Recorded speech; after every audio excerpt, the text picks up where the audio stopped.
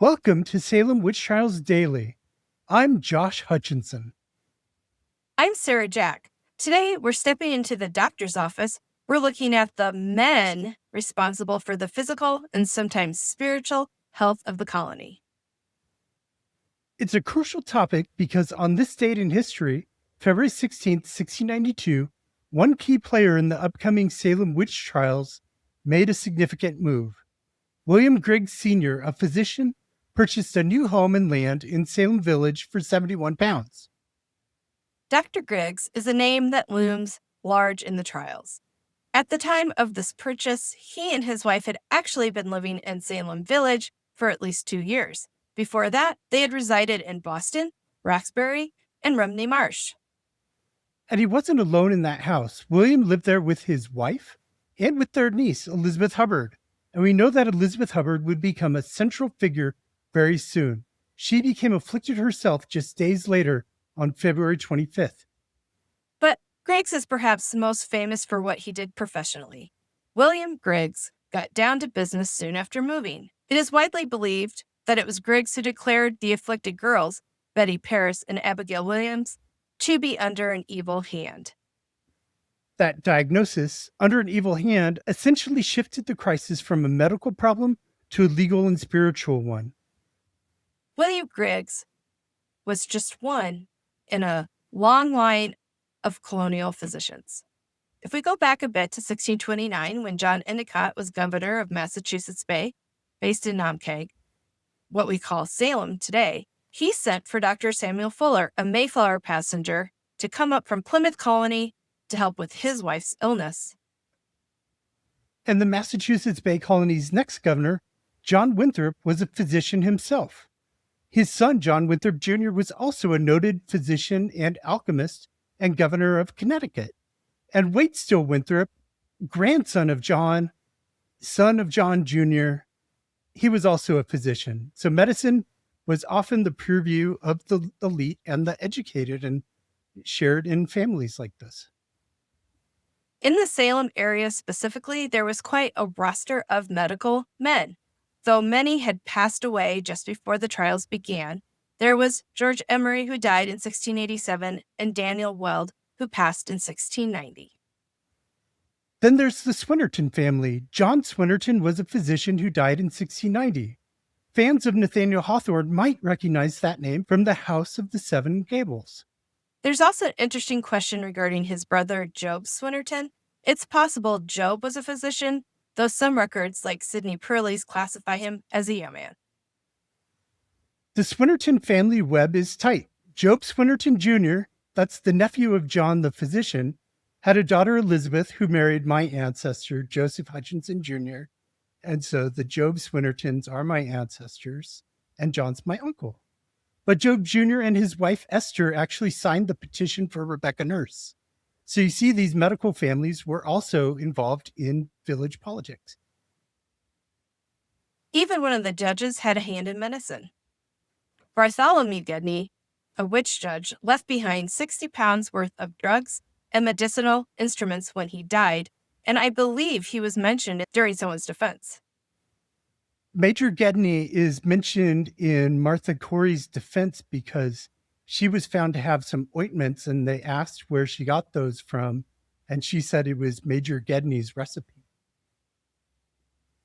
But there's also the question, because we assume that Dr. William Griggs is the doctor who said under an evil hand, but the record that we're basing that off of doesn't actually give a name of a physician.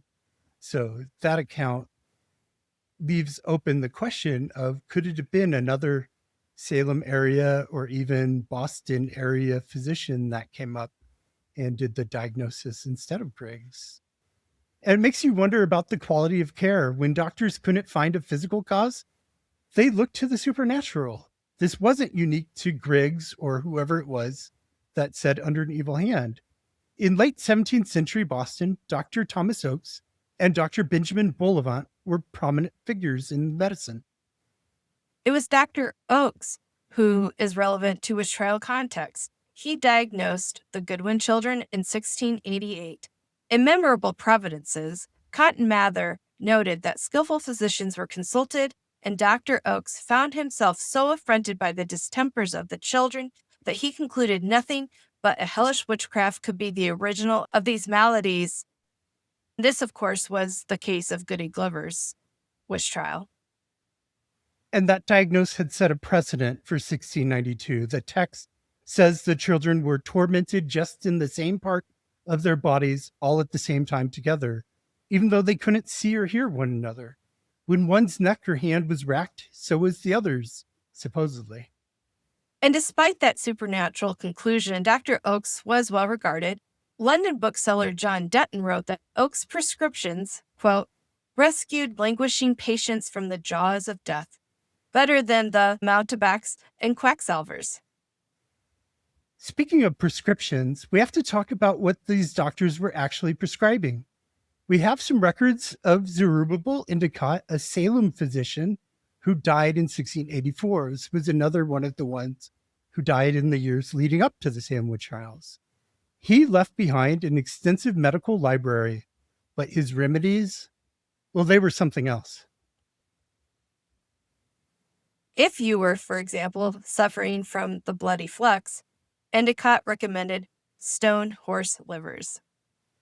Specifically, dried in an oven used for baking household bread, and then powdered and given a spoonful at a time in milk. And it gets more complicated for childbirth. For sharp and difficult travail in women with child, the prescription required a lock of virgin's hair. Not just any virgin's hair. It had to be from a virgin half the age of the woman in labor. You cut the hair and grind it into a fine powder. Then you take 12 ants' eggs, which specifically are dried in an oven after the bread is taken out, mix them with the hair powder, and serve it in a quarter pint of red cow's milk. If you're out of red cow's milk, strong alewort would do. Good to know there's a substitute in case you don't have a red cow lying around. Or what if you don't have the time to go through all of that? Who collects the ants' eggs in the first place? And who goes around saying, like, how old is this woman in travail? Who can we find who's exactly half the age of this travailing woman? So it's something else. Mm-hmm. It really highlights the desperation and the lack of scientific understanding they were working with. And it almost seems like magic in its own right. But when the horse livers and ant eggs failed, it's no wonder they turned to the diagnosis of the evil hand. It's a reminder that we live in a world where science, magic, and religion are all trying to answer the same terrifying questions.